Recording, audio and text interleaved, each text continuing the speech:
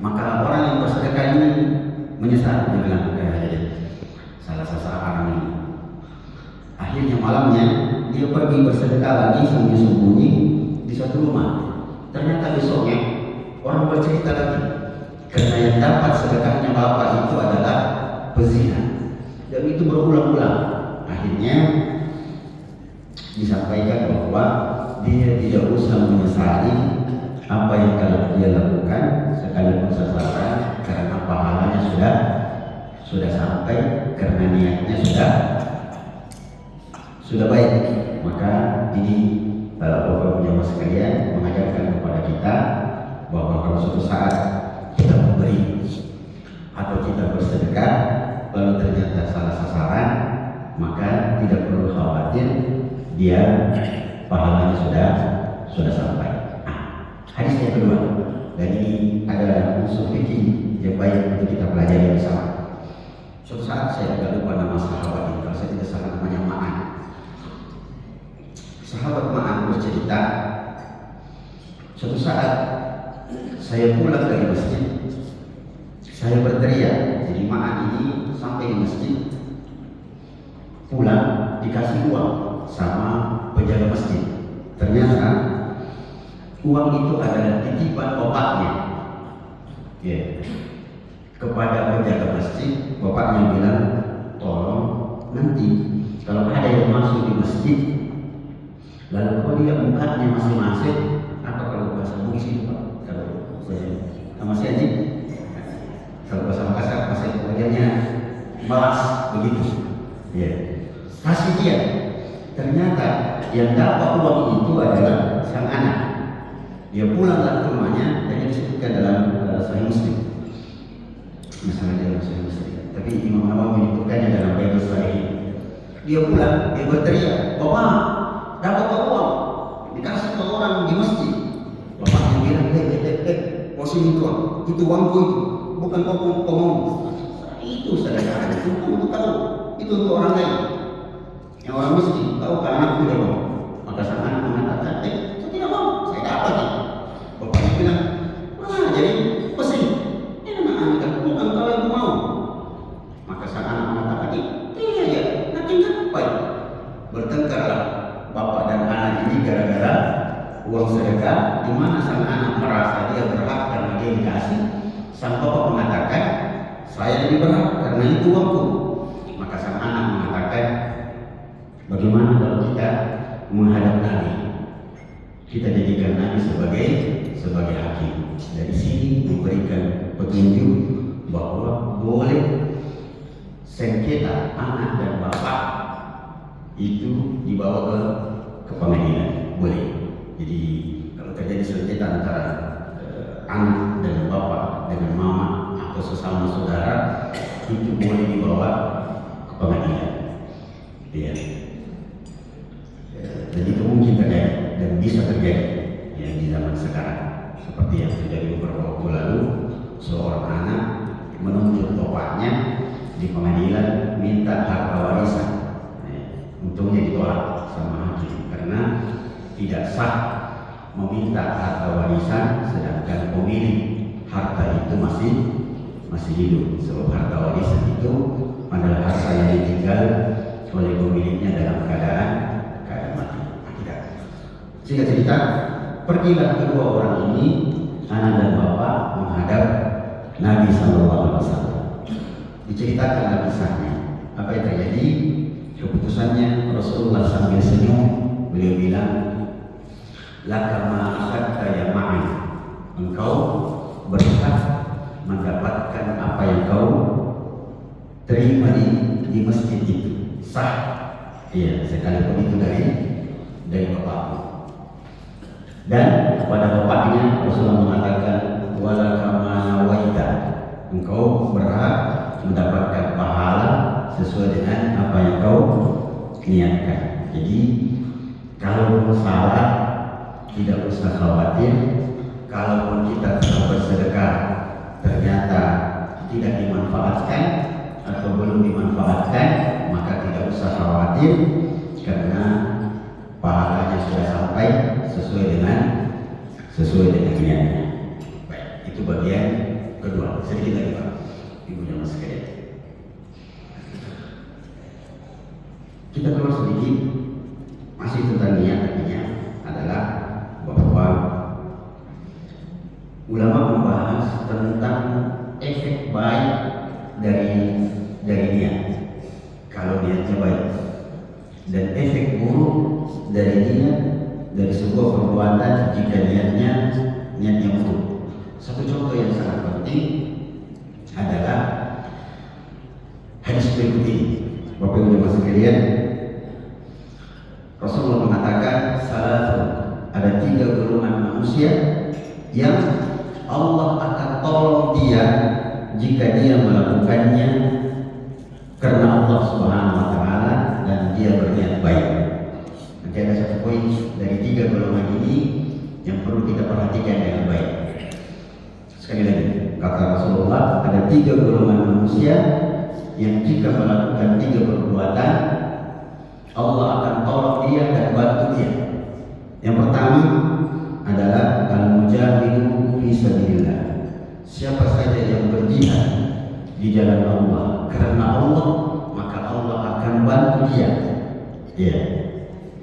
Yang kedua, al-mutazawwij, seorang pemuda yang menikah lil iffah, dia menikah karena ingin menjaga kehormatannya supaya dia tidak terjatuh dalam perzinahan. Maka pemuda yang pergi menikah, ya, niatnya tulus karena Allah untuk menjaga kehormatannya, maka Allah akan bantu dia, dari segi ekonomi dan kehidupannya di kemudian hari. Yang ketiga, ini cukup ramai. Golongan ketiga yang Allah akan bantu dia jika niatnya baik adalah orang yang berutang, dia berniat untuk mengembalikannya. Kita dengarkan sekali lagi bahwa 3 golongan yang akan mendapatkan pertolongan dari Allah jika dia berniat baik. Salah satunya yang sekarang lagi ramai adalah orang yang berutang tapi dia berniat untuk mengembalikannya. Jadi kalau ada orang berutang, dia berutang dan dia memang butuh dengan uang itu, dan dia berniat bahwa suatu saat saya akan mengembalikannya, maka Allah akan membantu dia, memudahkan dia untuk membayar utangnya. Tapi kalau tidak, dia pergi berutang, ya, tidak berniat sama sekali untuk mengembalikan, maka ini yang akan berbahaya di kemudian hari. Karena Pak, Ibu jamaah sekalian, kita tahu di Indonesia ini kesulitan orang mendapatkan utang karena ya perbuatan beberapa oknum yang ketika berutang. Ada sifat di Indonesia ini yang saya tahu, bahkan saya mengenal beberapa orang yang pusing kepalanya kalau tidak berutang. Ya, biasa itu ada orang dan kalau tidak pegang uang, dia pusing kepalanya kalau tidak berutang. Maka kalau ada orang berutang, dia berniat untuk mengembalikan, inilah yang akan mendapatkan pertolongan dari Allah untuk dia bisa membayar utang-utang. Tapi nampaknya kita di Indonesia ini Pak, sekali lagi sulit mendapatkan utang dari saudara-saudara kita. Iya, kenapa? Banyaknya oknum-oknum yang tidak punya niat yang baik ketika berutang. Apalagi sekarang sudah ada undang-undang bahwa menagih utang dalam keadaan marah-marah dan mengamuk itu bisa ya dilapor polisi dan bisa masuk penjara dan denda sekian juta. Jadi ini bahaya kita yang kasih utang, begitu kita yang menagih, kita yang masuk penjara. Nah, sebab orang berutang sekarang di Indonesia ini, ketika dia mau berutang, dia datang dalam keadaan menangis. Begitu jatuh tempo, kita yang mengasih utang, kita yang menangis. Nah ini masalah kita di Indonesia ini. Nah inilah Bapak Ibu jamaah sekalian, hal-hal yang berhubungan dengan niat yang baik. Efeknya kalau niatnya baik, Allah akan tolong. Bagian terakhir masih ada sampai jam 6 berarti 3 menit. Masalah niat ini ibu bapak yang sekalian sangat penting, dan yang paling penting ketika niat ini berhubungan dengan amalan itu sendiri. Kita mundur sedikit. Innamal a'malu binniyat. Innamal a'mal berarti amalan-amalan. Bapak Ibu sekalian, amalan itu terbagi 3. Ada amalan lidah, ada amalan badan, ada amalan hati. Ada amalan lisan, zikir, baca Quran, berkata-kata yang baik. Ada amalan badan, sholat dan seterusnya, haji dan seterusnya. Ada amalan hati. Amalan hati inilah yang sangat berhubungan erat dengan niat, dan dia akan mempengaruhi jalan kehidupan seseorang di dunia dan di akhirat. Kita dengarkan kisahnya melalui hadis. Dan ini berhubungan dengan masalah hutang tadi. Kalau orang berniat baik, Allah akan bantu dia. Sekarang niat ketika dia ikhlas, dia orangnya baik, itu selalu terpatri dalam hatinya, Allah akan bantu kehidupannya di dunia dan di akhirat. Bapak-Ibu sekalian, disebutkan suatu ketika Rasulullah SAW selesai sholat balik ke arah jemaah, tiba-tiba Rasulullah bersabda dengan sabda yang sangat indah. Ini kebetulan kita berada di hari Jumat. Rasulullah tiba-tiba bersabda dengan sabda yang mengagetkan. Rasulullah mengatakan, saya telah alaikum rajulun min ahli jannah. Dalam riwayat yang lain, saya turun min hadal fajji rajulun min ahli jannah. Saudara-saudaraku, sahabat-sahabatku, sebentar lagi akan masuk seorang laki-laki dari arah pintu itu, orang yang pasti masuk surga.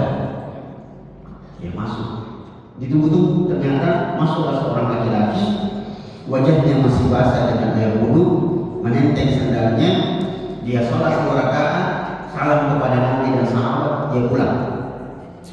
Hari berikutnya Nabi ternyata bersabda dengan sabda yang sama, sebentar lagi saudara-saudaraku akan masuk ke dalam masjid ini seorang laki-laki yang pasti masuk surga. Ternyata yang masuk adalah orang yang kemarin penampilannya sama, wajahnya masih basah dengan air wudhu, bawa sandalnya, sholat 2 rakaat, tahiyatul masjid, salam kepada Nabi, pulang. Hari ketiga begitu lagi. Dan ini diceritakan oleh sahabat yang mulia Abdullah bin Amr bin As. Ketika hari ketiga Nabi mengatakan sebentar lagi akan masuk di masjid ini sahabat-sahabatku seorang laki-laki yang pasti masuk surga. Ternyata yang masuk orang itu juga. 3 hari berturut-turut dia.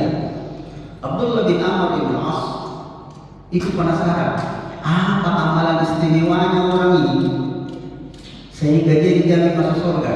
Pulanglah dia ke rumahnya, diikuti oleh Abdullah.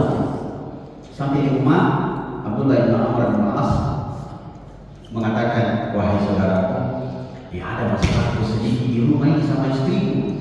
Boleh tak saya menginap di rumah 3 hari saja? Kata sahabat ini yang ternyata namanya juga Abdullah. Dia bilang, silakan.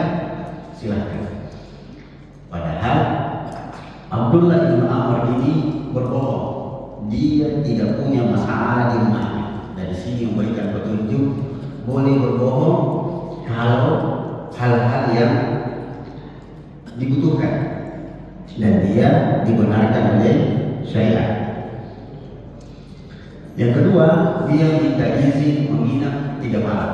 Menginap 3 malam ini isyaratnya penting sekali dan sangat cocok dengan tradisi orang Sulawesi. Kenapa 3 malam, Pak? Sebab hak tamu dilayani oleh tuan rumah cuma 3 malam. Iya. Dan ternyata cocok dengan orang Sulawesi. Orang Sulawesi, Pak, coba kita lihat kalau ada tamu dari kampung, perhatikan baik-baik hari pertama apa menunya. Ayam bakar, ikan bakar, betul? Baik. Hari kedua apa menunya, Pak? sudah mulai turun ikan goreng. Hari ketiga mayo. Hari keempat kalau dia masih menginap di rumah, orang sudah mulai gelisah. Siapa yang bilang mau terkena telepon? Jangan. Ya dong. Jadi memang menginap itu sebaiknya jangan lebih dari 3 hari. Kalaupun lebih, sebaiknya pindah lagi ke tempat yang lain. Iya. Alhasil tujuan Abdullah bin Amr bin As ini ingin tahu apa amalan istimewa orang ini. Ternyata ditungguin sepertiga malam pertama, apakah dia mau sholat tahajud? Tidak. Sepertiga malam kedua, sekitar jam 2, tidak bangun juga. Sepertiga malam ketiga, jam 4 menuju subuh, tidak bangun juga. Nanti azan subuh di masjid, baru dia berangkat. Genap 3 hari. Abdullah ini kemudian selesai kontrak, dia bilang, sahabat, sebenarnya aku tidak ada di masalah di rumah. Saya ini menginap di rumah Anda 3 malam, cuma ingin tahu apa amalan istimewa sehingga dijamin di masuk surga. Sahabat ini yang dijamin masuk surga dengan saya juga tidak tahu. Seperti yang tadi, dipaksa, tidak ada jawaban. Akhirnya Abdullah bin Amr ini pulang beberapa langkah sebelum agak jauh dipanggil sini gitu. Saya sebenarnya tidak tahu apa amalan istimewa saya. Seperti yang tadi ya, malam saya itu tidak sholat tahajud karena suka tidak baik. Tapi saya biasa membutuhkan agak kecapean. Jadi jarang saya bangun. Siang juga saya tidak puasa karena saya membutuhkan fisik yang prima. Terus aku balik, kemungkinan ini apa itu? Ini penting sekali poin-poinnya sekali lagi dia berhubungan dengan amalan hati, niat. Saya itu sebelum tidur, ya seperti yang disunahkan oleh Nabi, ya berwudu dengan baik, berzikir sebelum tidur. Setelah itu, ini intinya. Saya sebelum tidur memejamkan mata saya menghadap ke langit berdoa. Doanya dua, ya Allah, ampunilah segala dosa-dosaku yang saya sengaja dan yang saya tidak sengaja yang saya lakukan di siang hari. Yang kedua, ini intinya, ya Allah, persaksikanlah saya malam ini bahwa saya telah mensedekahkan harga diri saya kepada semua manusia. Saya telah memaafkan mereka sekalipun mereka belum datang meminta maaf kepada saya. Abdullah mengatakan, itu dia yang menyebabkan kau dijamin masuk surga. Kenapa?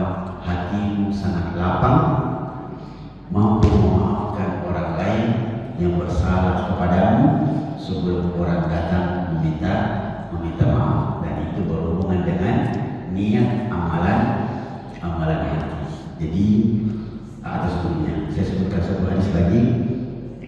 Rasulullah mengatakan, ini disebutkan dalam Sunan An-Nasai, satu-satunya sahabat yang disebut namanya cuma 1 kali dalam ilmu hadis, yaitu Abu Damdam. Rasulullah mengatakan, siapakah di antara kalian, apakah kalian merasa kesulitan untuk melakukan perbuatan seperti yang dilakukan Abu Damdam? Apa yang dilakukan Abu Damdam? Yang ngumpul hari Jumat di Jumat. Abu Damdam itu mirip dengan sahabat tadi. Kalau sahabat tadi tiap malam, Abu Damdam itu selalu sebelum keluar dari rumahnya, dia berdiri di depan pintu rumahnya dan dia berdoa, ya Allah, persaksikan saya pagi ini sebelum saya melangkahkan kaki saya keluar dari rumah, saya telah mensedekahkan harga diri saya. Siapapun yang melakukan keburukan dan berniat melakukan kejahatan kepada saya, menzalimi saya, ya Allah, persaksikan saya telah memaafkan mereka sebelum mereka datang meminta maaf kepada saya. Dan ternyata memang, ya, maaf itu kalimat singkat terdiri dari 4 huruf, tapi dia sulit untuk dipraktekkan. Sulit bu ya? Sulit. Ya, jangankan maaf, minta maaf saja susah. Karena kita yang salah, kita maaf sama aja.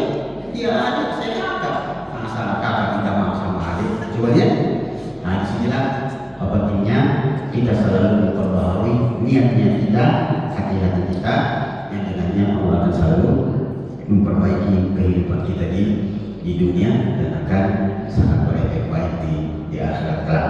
Ini saja Bapak Ibu dan sekalian, semoga bermanfaat dengan mempelajari masalah niat dan hati ini. Mudah-mudahan ketika kita mampu melapangkan dada-dada kita selalu berniat baik, Allah pun nanti melapangkan tempatnya untuk kita di dalam syurga nanti insyaallah taala. Assalamualaikum warahmatullahi wabarakatuh.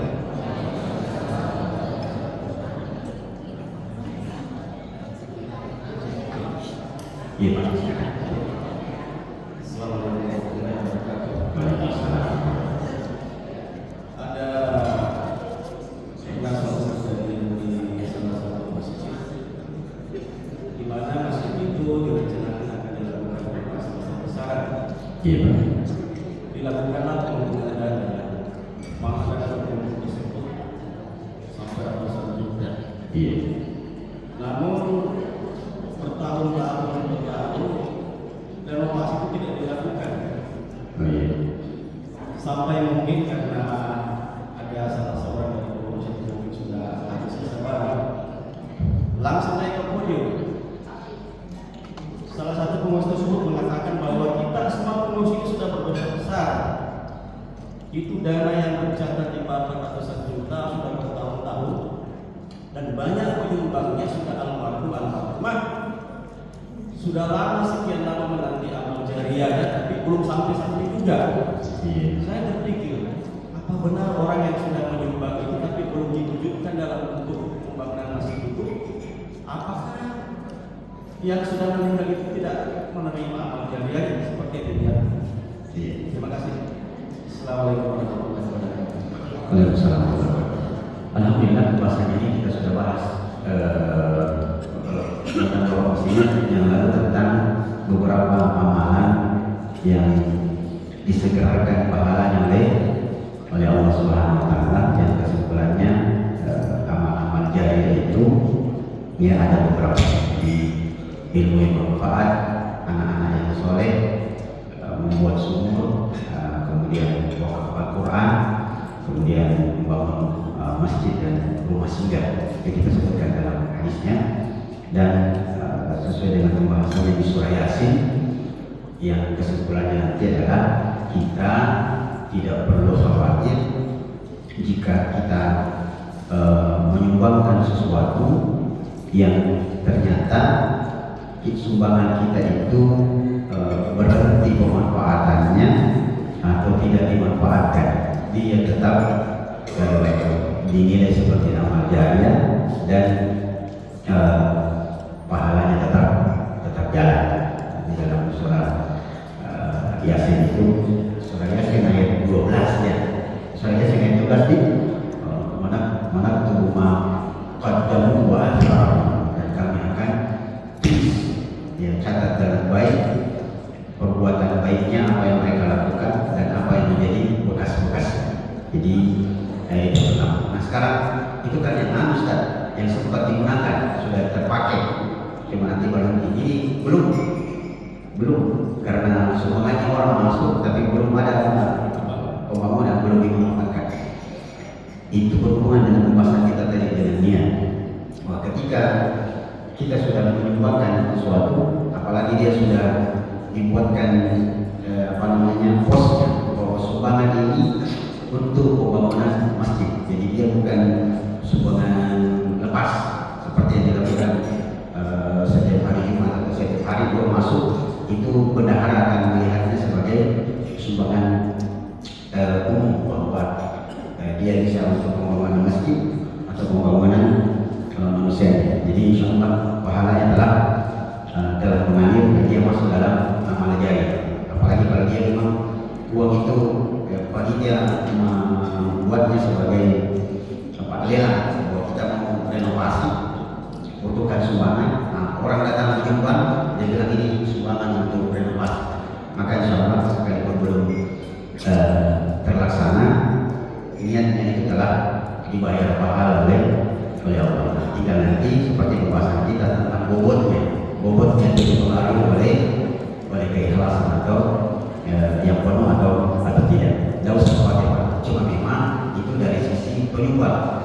sisi penyumbang masalahnya cuma satu, adalah masalah keikhlasan.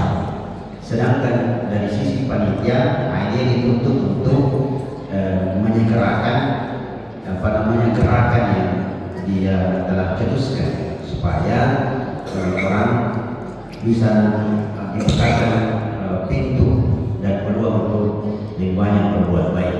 Begitu, insyaallah tidak usah khawatir. Ya. Jadi kita kalau sudah menyumbang, jangan tanya-tanya di mana jadi sumbangan, kenapa tidak dipakai.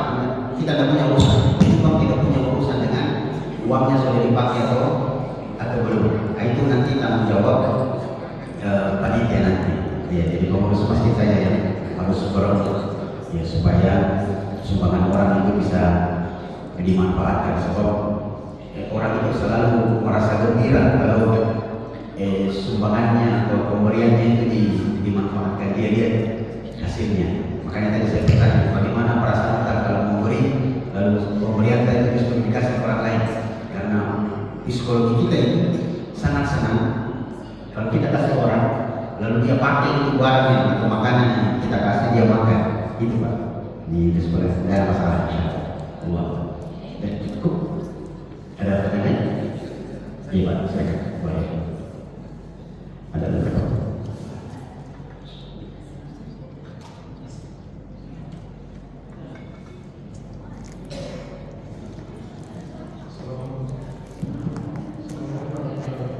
Boleh Pak. Yang pertama, tadi di rumah itu, Pak. pasti saya menunggu katanya subuh. Oh iya. Setelah usaha, apakah masih harus berjalan? Oh iya. Itu satu. Yang kedua, bolehkah yang itu pabrik? Niat itu. Pabrik, artinya ada ikutannya. Oh iya. Kita sudah sering mendengar bahwa ketika kita bersedekah, Iya. Allah melakukan kebaikan melipat ganda. Betul. Ada yang tidak tahu sebelumnya. Bolehkah kita berniat bersedekah untuk mendapatkan itu? Iya. Atau kita itu berniat kepada Allah? Betul. Yang ketiga, menyangkut sedekah ini. Tadi disebut takut kepada Allah. Kalau misalnya dia yang disebut nama untuk memotivasi orang lain, apakah itu tidak mengandung pahala? Iya. Baik. Ini sangat penting Bapak Ibu sekalian tentang niat yang nanti berhubungan dengan sholat. Yang pertama yang perlu kita pahami bahwa sekali lagi niat itu selalu berhubungan dengan hati. Tapi ulama membahas masalah niat ketika berhubungan dengan ibadah-ibadah tertentu, misalnya puasa dan sholat, itu ada namanya ta'yin niat, diperjelas niatnya. Misalnya orang puasa, mau puasa besok, malamnya orang berniat. Begitu juga ketika kita mau sholat. Ketika kita sholat zuhur, pasti niatnya dipertegas bahwa ini niat sholat zuhur. Cuma dibahas oleh ulama, kan niat itu masalah dalam hati. Maka orang yang berangkat dari rumahnya menuju masjid dan azannya adalah azan zuhur, sudah bisa dipastikan orang itu ke masjid untuk sholat zuhur. Maka dari sini pemahaman ini dipakai bahwa tidak perlu lagi berniat. Ketika sampai di masjid tidak perlu lagi berniat karena sudah jelas dia menujunya ke masjid untuk sholat zuhur. Tapi ada batasan. Memang saya berniat dari rumah untuk sholat zuhur, tapi kan saya masuk di masjid, saya sholat sunnah dulu. Ya kan? Saya sholat sunnah dulu. Jadi bagaimana niatnya? Nah, biasanya pertanyaan ini itu berhubungan dengan melafazkan niat. Biasanya ditanyakan, bagaimana niat itu kalau saya mau sholat sunnah atau misalnya saya mau gabung 3 sholat jadi 1, ya? Apakah saya harus usolli dan 3 di jam atau saya itu biasanya yang dimaksud. Maka ketika kita masuk ke masjid memang sudah niatnya sholat zuhur dan sampai di masjid ternyata sholat sunnah, itu disunahkan dia berniat lagi untuk sholat sunnah, tapi tidak mesti dilapatkan sebab hukum asalnya niat itu di dalam hati. Kalau dia dilapatkan, minta maaf ibu kalau sedikit berbeda dengan apa yang ibu pahami selama ini. Melafalkan niat yang biasa dikenal dengan usul itu sebenarnya apa di bahasa halus itu dialihkan ke hati saja, nggak usah pakai usul sebab itu akan merepotkan itu akan merepotkan. Karena kalau salah sedikit lafaznya itu kan bisa jadi lain.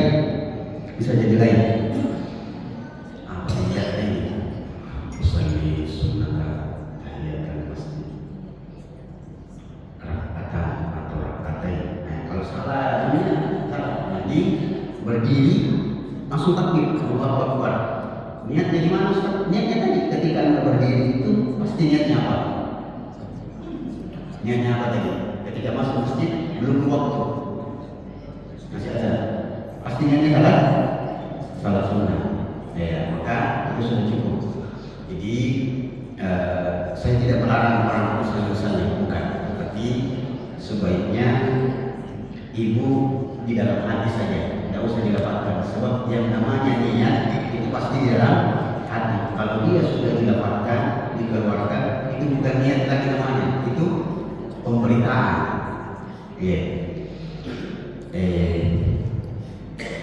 Saya punya niat pukul orang itu sebentar, itu masih dalam hati. Begitu saya kasih tahu bapak,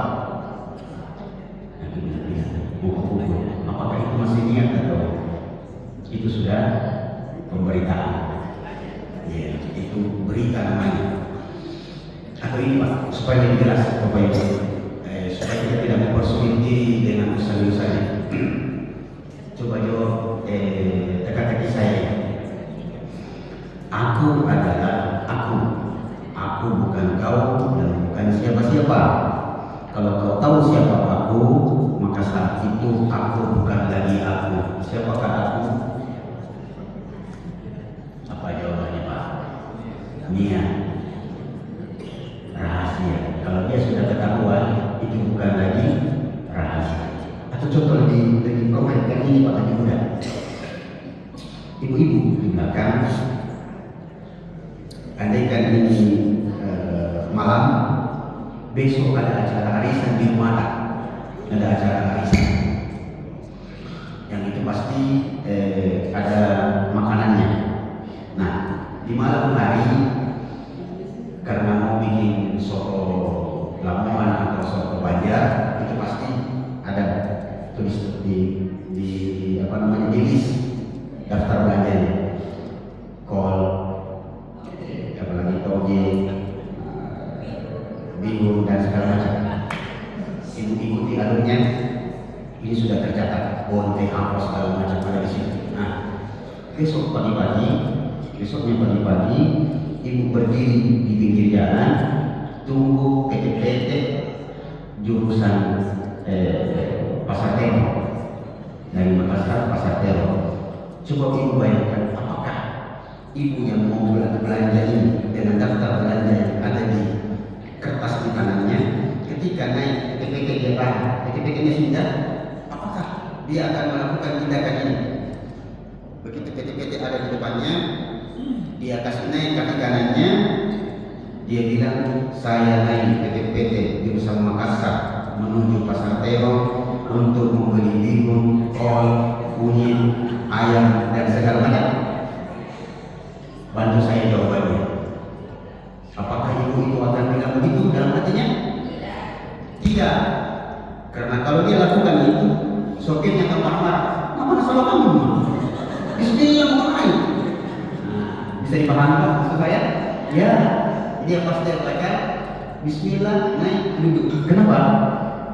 Karena semua daftar ini sudah ada di kertas yang kalau dibayangkan niatnya sudah ada dalam hati. Tidak usah dia kabarkan, bikin lama-lama. Dia masalahnya dia kadang-kadang apalagi kalau ditambah dengan pelajaran di kampung bahwa kalau takbiratul ihram bahannya harus laptop di hati. Ini akan membuat rekod orang itu. Makanya Bapak Ibu biasa lihat orang takbir begini. Oh, enggak kena. Imamnya sudah baca Al-Fatihah, dia masih sibuk dengan niatnya.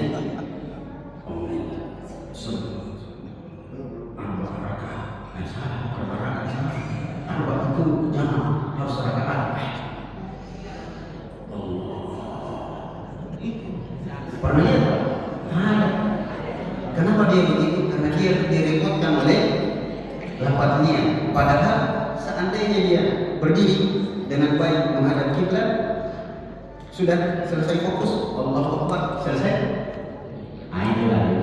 Jadi betul kita ilmiah, tapi tidak usah didapatkan. Ya, bisa jelas. Kemudian yang kedua, boleh kalau orang melakukan satu ibadah ada pamrihnya, Misalnya saya bersedekah supaya saya sehat, boleh tak? Boleh. Bukankah sholat istighfar itu ibadah, tapi dia tujuan apa? Tujuan dunia. Orang sholat istighfar untuk dunia. Bersedekah yang biasanya dipakai oleh orang tua kita, itu kalau bersedekah aku niatkan supaya sehat badanmu, betul. Nabi sendiri bilang, dawu mardakum bisadaqah, sembuhkan, obati orang-orang sakitmu ya dengan sedekah. Jadi boleh saya bersedekah supaya saya sehat.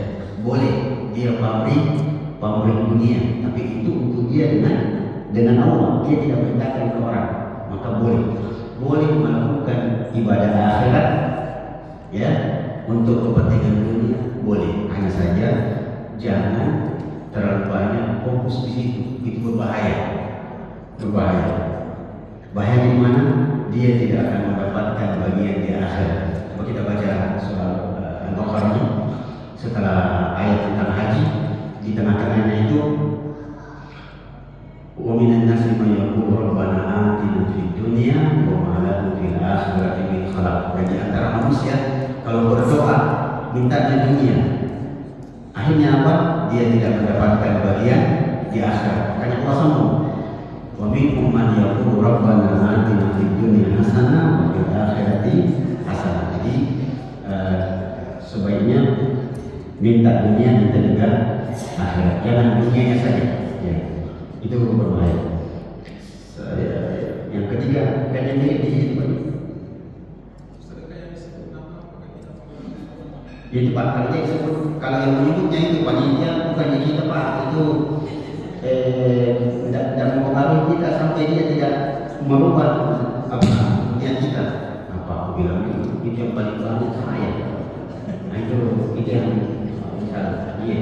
Jadi itu tadi gangguan keikhlasan itu bisa datang dari dalam, bisa datang dari luar. Sumbangan Pak Haji, ini Pak Haji ini paling banyak ini, saya sudah sengaja ini, ada Pak biasa panitia masjid begitu sengaja. Jadi nawuruti sumbangan 1 juta yang terakhir. Ya ini paling banyak ini. Kayaknya Bapak sudah kenal ini siapa ini. Sumbangannya 50 juta dari Pak Haji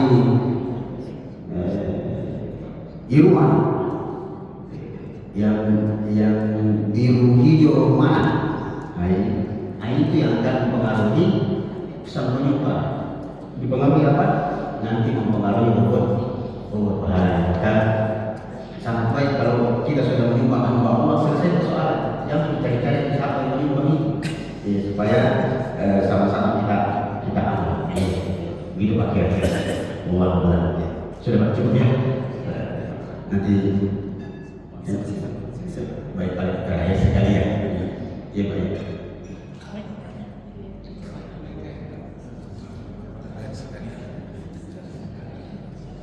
Assalamualaikum warahmatullahi Waalaikumsalam. Saya ingin bertanya Ustaz, Iya Pak. masalah pemberian atau sedekah yang salah sasaran. Iya.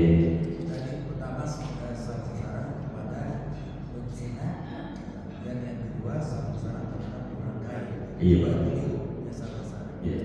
Kira-kira apa hikmah atau adakah hikmah di balik salah-salah terhadap berzina dengan orang kaya yang disebabkan yang sudah sebut. Yang pertama. Iya. Yang kedua masalah harta warisan. Iya. Menurut saya bahwa harta warisan tidak bisa dibagikan kepada ahli waris sepanjang warisnya masih hidup. Iya. Bagaimana bolehkah sebenarnya sang ahli waris meminta kepada pewaris masih sama-sama hidup dengan alasan bahwa si ahli waris mempunyai utang atau ada hubungan yang Oh, iya. Assalamualaikum warahmatullahi wabarakatuh. Pertanyaan pertama saya masih sama-sama Pak tentang hikmahnya. Nanti saya rujuk lagi ya, daripada nanti sebelum saya menjawabnya. Yang kedua mungkin bolehkah ahli waris meminta warisan karena membutuhkan? Ya, maka sebaiknya yang dia minta itu bukan minta warisan, tapi dia minta bantuan sama bapaknya, minta tolong dulu kalau bisa saya pinjam uang. Caranya bagaimana? Mungkin itu dipercepat dijual. Nah, maka kalau begitu modelnya status harta yang dimiliki oleh sang bapak misalnya itu bukan ketika dibagi bukan sebagai warisan, dia dibagi dengan status wasiat yang biasa istilah baru yang dipakai salah satunya Syekh Al-Utsaimin rahimahullah itu faqiyah. Jadi saya tanya pernah Ramadan saya sebut itu. Jadi misalnya seorang bapak punya harta banyak, anaknya juga banyak, khawatir daripada anak-anak saya nanti bertengkar di kemudian hari, ya kalau jadi harta warisan nanti saya bagi duluan, maka boleh mempercepat pembagian harta sebelum meninggalnya sang pemilik. Nah itulah disebut sebagai wasiat atau istilah lainnya aqiyah. Jadi harta yang dibagi sebelum pemiliknya itu meninggal, karena kalau sudah meninggal barulah dia berubah status menjadi harta warisan. Itu boleh dipercepat. Nah, dari semua ini memang anak pesantren semua, tapi ada potensi mereka berubah hatinya, karena hati itu bisa berubah. Mungkin dia baik-baik semua, tapi istrinya bisa jadi bermasalah. Istrinya baik, tapi biasanya saudaranya istrinya, iparnya atau mertuanya, nah itu masalah. Dan kalau warisan itu Pak, saya pernah cerita. Saya kalau ada yang datang bertanya sama saya, Ustaz, bukan bertanya masalah agama, oh boleh, tapi masalah warisan. Biasanya sebelum saya jawab, kalau bertanya tentang warisan, biasanya ini kurang ada apa? Kurang ada apa? Nah, begitu rata-rata. Itu sama Pak, kalau ada yang bertanya sama saya, bagaimana hukum pacaran? Kalau lagi ada masalah apa? Saya dikasih tahu bilang pacaran tidak boleh. Biasanya yang bertanya begini ada masalahnya. Nah, jadi seperti itu Pak, kira-kira. Saya kira begitu. Nanti pertanyaan pertama saya cari-cari supaya bisa lebih baik Pak. Terima kasih banyak. Kita tutup Pak ya. Sudah jadi mudah-mudahan